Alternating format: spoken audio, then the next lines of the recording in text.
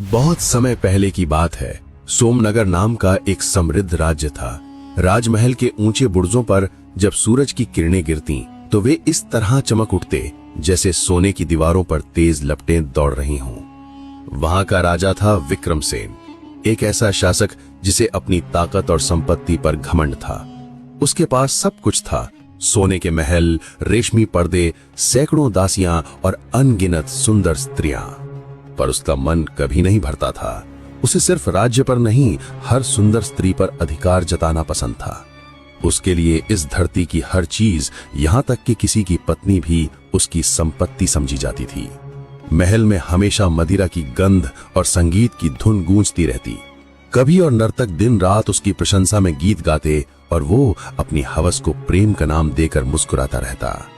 पर उसी राज्य के एक छोटे से गांव में एक साधारण आदमी रहता था, लोहार रामू। मेहनती, ईमानदार और बेहद सीधा साधा। उसकी भट्टी हमेशा जलती रहती, हथौड़े की ठक ठक गांव की पहचान थी। वो गरीब था पर चेहरे पर संतोष की रोशनी थी। उसकी पत्नी का नाम गौरी था, अपने नाम की तरह गोरी, सुंदर और सबसे बढ़कर समझदार। गांव वाले कहते थे कि रामू भले गरीब हो पर किस्मत उसके साथ है। उसे गौरी जैसी पत्नी मिली है। गौरी अपने पति से बहुत प्रेम करती थी, पर उसका दिल हमेशा राजा विक्रमसेन की हवस के डर से कांपता रहता था। उसे लगता था कि अगर कभी राजा ने उसे देख लिया तो उसकी जिंदगी बिखर जाएगी। एक दिन राजा शिकार पर निकला। जंगल से गुजरते हुए उसका काफिला उसी गांव के पास आ पहुंचा जहां रामू और गौरी रहते थे। राजा को प्यास लगी तो पास के कुएं पर रुका और पानी पिया। संयोग से वहीं गौरी भी पानी भरने आई थी। जैसे ही राजा की नजर उस पर पड़ी, उसकी सांस थम गई। गौरी का चेहरा पसीने से भीगा था, पर उसमें एक अनोखी मासूम चमक थी। बालों से गिरती बूंदें सूरज की रोशनी में मोती जैसी चमक रही थीं। राजा के दिल में एक ही ख्याल उठा, ऐसी सुंदरता मेरे महल में होनी चाहिए। उसने अपने सैनिक को इशारा किया और पूछा, ये स्त्री कौन है? सिपाही ने झुककर कहा, महाराज, ये लोहार रामू की पत्नी है। राजा के चेहरे पर तुरंत एक शैतानी मुस्कान फैल गई। उसने धीमे से कहा, लोहार की पत्नी? तो अब लोहार को राजा का मेहमान बनना ही होगा। उसी शाम पूरे गांव में हड़कंप मच गया। महल से सिपाही आए और ऊंची आवाज में घोषणा की, राजा विक्रमसेन का आदेश है, लोहार रामू कल दरबार में उपस्थित हो, उसे विशेष इनाम दिया जाएगा। ये सुनते ही रामू का दिल धड़क उठा। उसने तो कभी महल का मुंह भी नहीं देखा था। गौरी ने उसके चेहरे पर डर पढ़ लिया और हल्के से मुस्कुराई। डरो मत रामू, शायद ये तुम्हारी मेहनत का फल हो। लेकिन अंदर से उसका दिल कांप रहा था। उसे पता था राजा की आंखों में जो चमक थी वो प्रशंसा की नहीं, वासनापन की आग थी। वो पूरी रात जागती रही, डरते डरते। अगले दिन रामू नए कपड़े पहनकर कांपते कदमों से दरबार पहुंचा। राजा अपने भव्य सिंहासन पर बैठा था। चारों ओर सैनिक और मंत्री खड़े थे।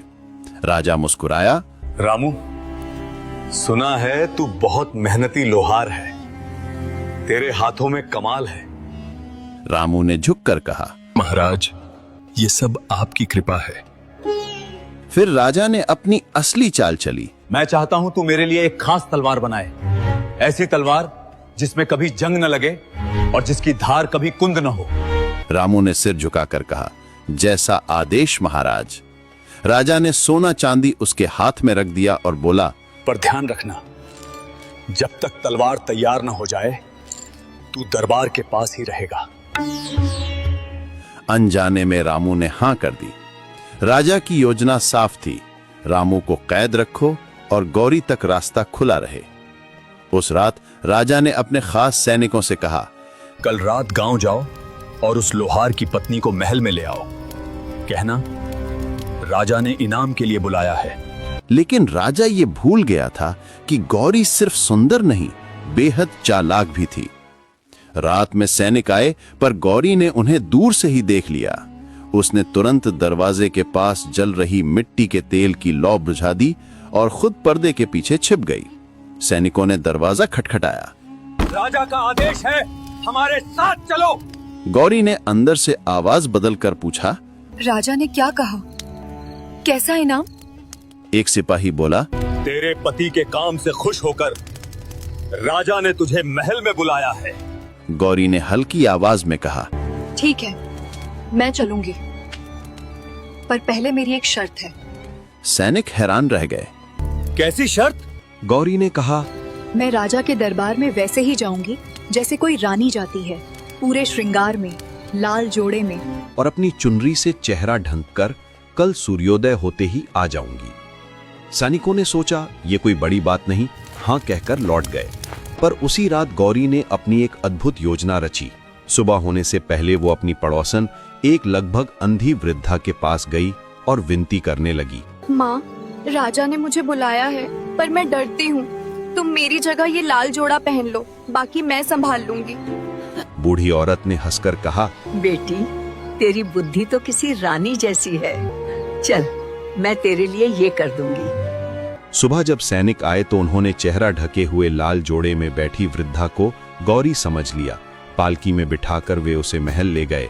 राजा ने जब पालकी से उतरती स्त्री को देखा तो मुस्कुरा उठा और कह गया, आओ गौरी, आज से तुम मेरी रानी हो। पर जैसे ही उसने घूंघट उठाया, सामने झुर्रियां भरा चेहरा और बिना दांतों वाली मुस्कान थी। राजा की आंखें चौड़ी रह गईं। दरबार ठहाकों से गूंज उठा। शर्म और गुस्से के मिश्रित भाव से राजा कांप उठा। उसने गरज कर पूछा, ये धोखा किसने किया? वृद्धा कांपती आवाज में बोली, महाराज, आपकी रानी अभी गांव में है। उसने कहा थी मैं आकर आपको नमस्कार कर दूं। राजा तुरंत समझ गया कि उसे एक चतुर स्त्री ने चकमा दे दिया। रात होते ही गुस्सा उबल पड़ा। उसने अपने कक्ष में रखी कीमती चीजें तोड़ दी। उसका घमंड चूर चूर हो गया।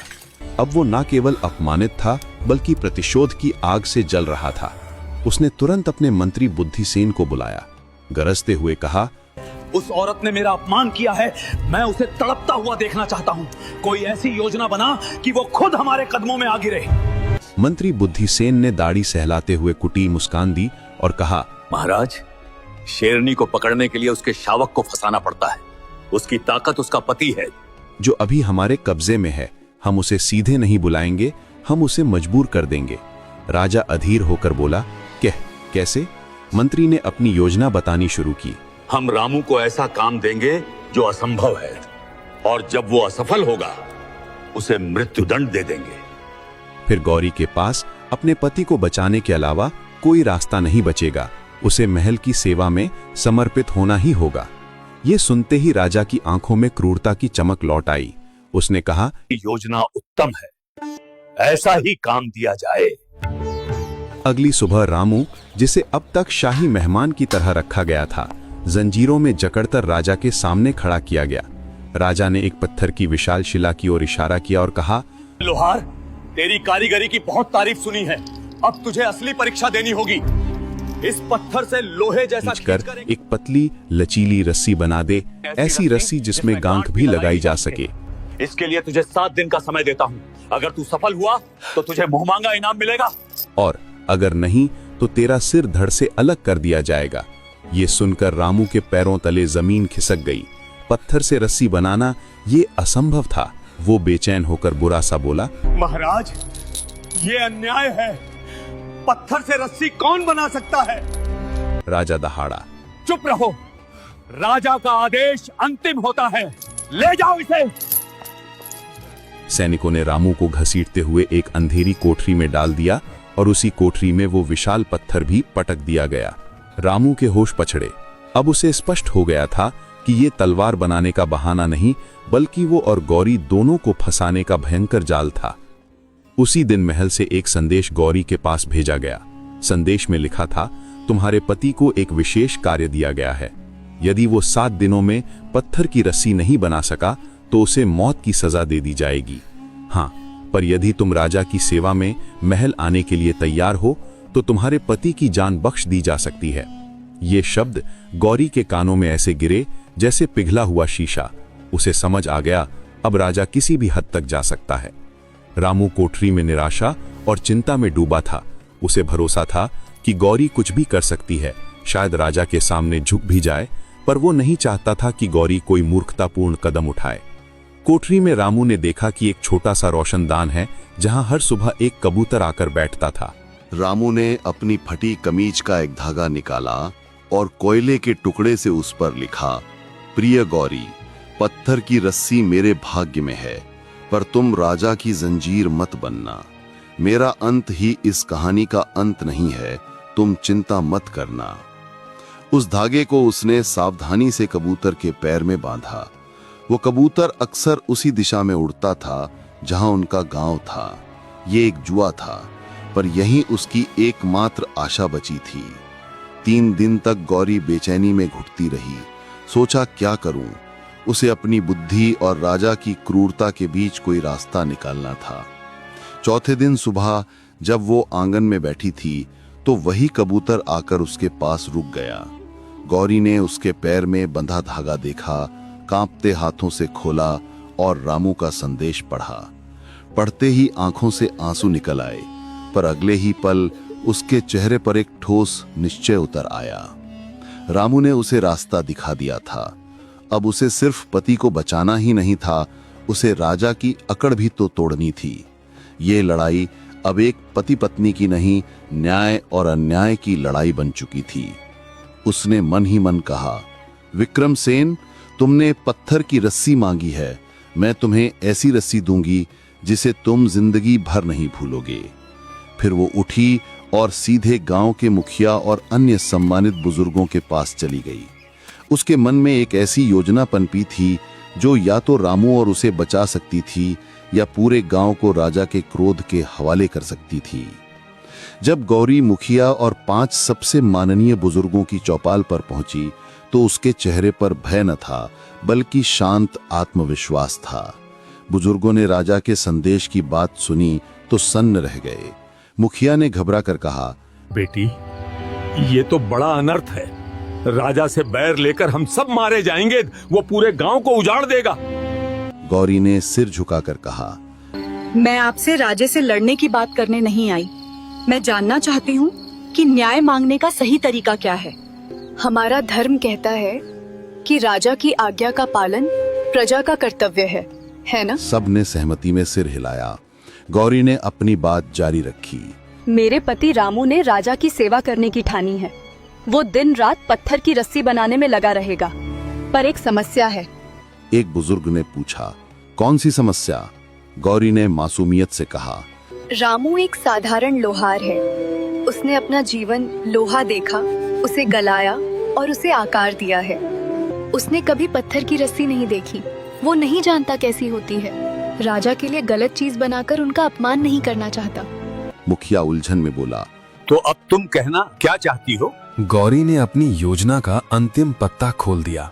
हम सब मिलकर राजा को एक विनम्र पत्र भेजेंगे और कहेंगे, महाराज, हमारा लोहार आपकी आज्ञा पूरी करने को तैयार है, पर वो सर्वश्रेष्ठ वस्तु बनाना चाहता है। कृपा करके शाही खजाने से पत्थर की रस्सी का छोटा नमूना भेज दें। बस 1 हाथ लंबा टुकड़ा ही काफी होगा, ताकि रामू उसे देखकर हूबहू वैसी ही रस्सी बना दे। चौपाल में सन्नाटा छा गया। फिर एक बुजुर्ग के चेहरे पर मुस्कान आई और देखते ही देखते सबके चेहरे खिल उठे।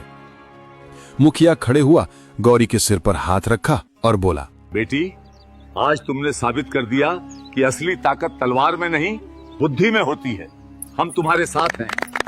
2 दिन बाद राजा विक्रमसेन अपने खचाखच भरे दरबार में बैठा था।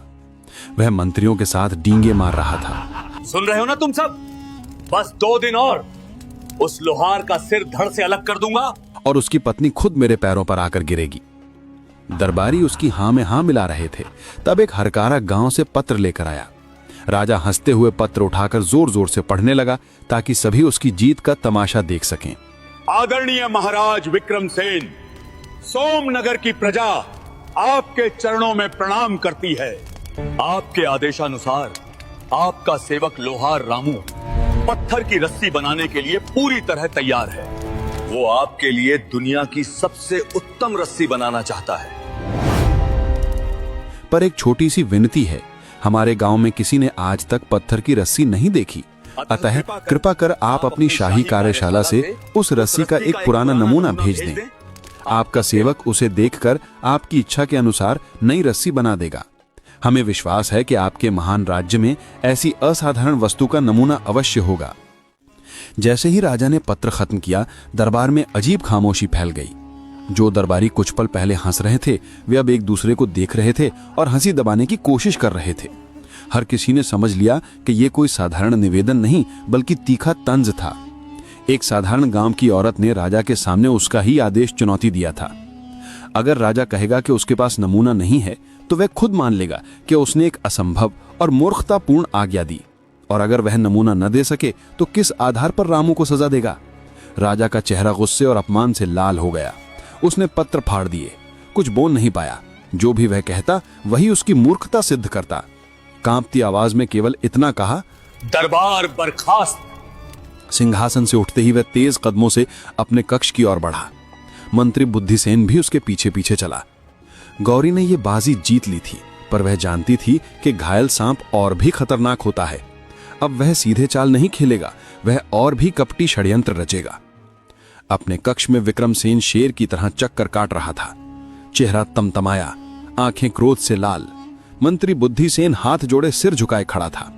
राजा दहाड़ा, उस औरत ने 2 बार मुझे दरबार में शर्मसार किया। पहली बार बुढ़िया भेजकर, दूसरी बार ये खुला तंज। बुद्धिसेन, अगर तुम्हारे पास अब कोई अचूक योजना नहीं है तो मैं रामू के साथ तुम्हारा भी सिर कलम कर दूंगा। बुद्धिसेन की आंखों में अब धूर्तता की चमक तैर गई। वह धीमी मुस्कान के साथ बोला, महाराज शांत हो जाइए। हमने वो सब आजमाया जो सीधे तौर पर काम आता, पर उसने चाल चालना सीख रखा है। अब हम वहां से वार करेंगे जहां वो सबसे ज्यादा कमजोर है। राजा ने अधीर होकर पूछा, कहां? मंत्री ने फुसफुसाते हुए कहा, उनके चरित्र पर, उनकी पवित्रता के अभिमान पर वार करेंगे। हम उसे गांव वालों की नजरों में गिरा देंगे। जब गांव वाले ही उस पर थूकेंगे तो वो अकेली पड़ जाएगी और टूटकर आपके कदमों में गिर पड़ेगी। ये सुनकर राजा की सांसें तेज हो गईं। विचार उसे बेहद भा गया। कैसे करोगे ये? उसने पूछा। बुद्धिसेन ने कहा, महाराज, आपकी सेना में सबसे रूपवती और वाक्पटु सैनिक कौन है? राजा ने सोचा और बोला, मयंक है। उसकी बातों में शहद और आंखों में जादू है। मंत्री ने मुस्कुराकर कहा, हम मयंक को गांव भेजेंगे, वो गौरी से मिलेगा और आपकी तरफ से माफी मांगने व दोस्ती का नाटक करेगा। वो उसे अपने मीठे बोलों के जाल में फंसाने की कोशिश करेगा। सफल हो या न हो, फर्क नहीं पड़ेगा। 2 दिन बाद मयंक वापस आकर दरबार में फैला देगा कि गौरी का चरित्र ठीक नहीं है। उसने अपने पति की अनुपस्थिति में उसे अपने घर पर बुलाया। राजा की क्रूर हंसी पूरे कक्ष में गूंज उठी। वाह मंत्री, यही तो योजना है। चरित्र पर दाग लगेगा, फिर उसकी बुद्धि की तारीफ कौन करेगा? फिर हम न्याय का ढोंग कर देंगे। अगले दिन मयंक ने साधारण नागरिक का भेष लेकर गौरी के गांव का रुख किया। उसने गौरी को बाहर काम करते देखा और पास जाकर विनम्रता से कहा, देवी, मैं महल का कर्मचारी हूं। राजा के अन्याय से मैं दुखी हूं। मैं और कुछ दरबारी आपकी बुद्धि के कायल हैं और चुपके से मदद करना चाहते हैं। गौरी ने उसे सिर से पांव तक देखा। उसकी आंखों में मयंक के चिकने चेहरे के पीछे का सच दिख रहा था। बिना भाव दिखाए उसने ठंडे स्वर में कहा, मुझे किसी की मदद की जरूरत नहीं। मेरा विश्वास मेरे पति के साथ है और ईश्वर के न्याय पर। आप अपना मांग लीजिए। मयंक ने फिर समझाने की कोशिश की। देवी, राजा बहुत क्रूर है। वो आपके पति को नहीं छोड़ेगा। आपको मित्र की जरूरत है। गौरी ने दरवाजा बंद करते हुए शांत कहा, जो बिना बुलाए मित्रता का हाथ बढ़ाते हैं वो या तो देवता होते हैं या धोखेबाज। इस राज्य में देवता मंदिरों में रहते हैं। कृपया यहाँ से चले जाइए। मयंक का चेहरा उतर गया। उसने जिंदगी में ऐसी ठुकराहट न देखी थी।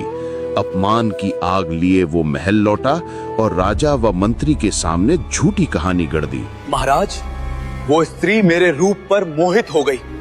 उसने मुझे रात में अपने घर आने का निमंत्रण दिया।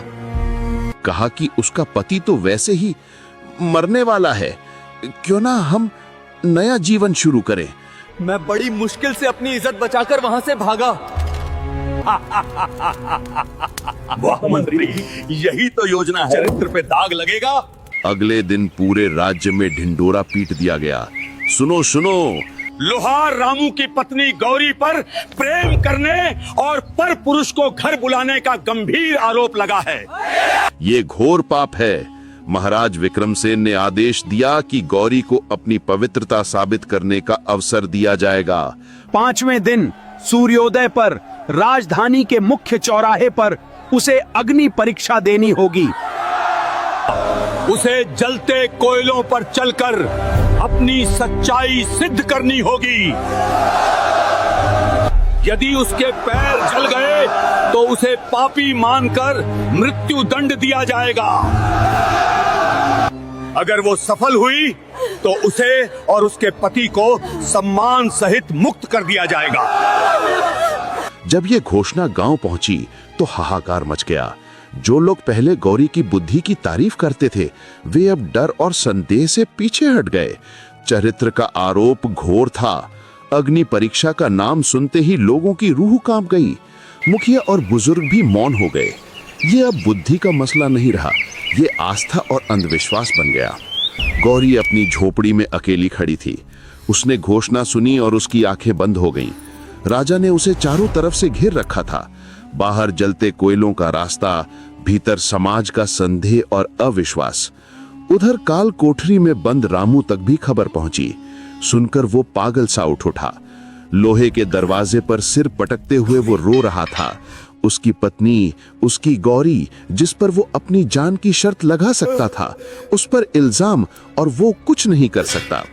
गौरी के पास अब केवल 5 दिन बचे थे।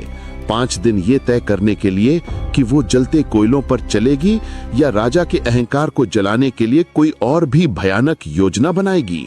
इस बार दांव पर सिर्फ रामू की जान नहीं थी, बल्कि गौरी का पूरा अस्तित्व और इज्जत थी। जहां ग्राम में मातम और फुसफुसाहट की लहर थी, वहीं गौरी की झोपड़ी में अजीब सी शांति पसर गई थी।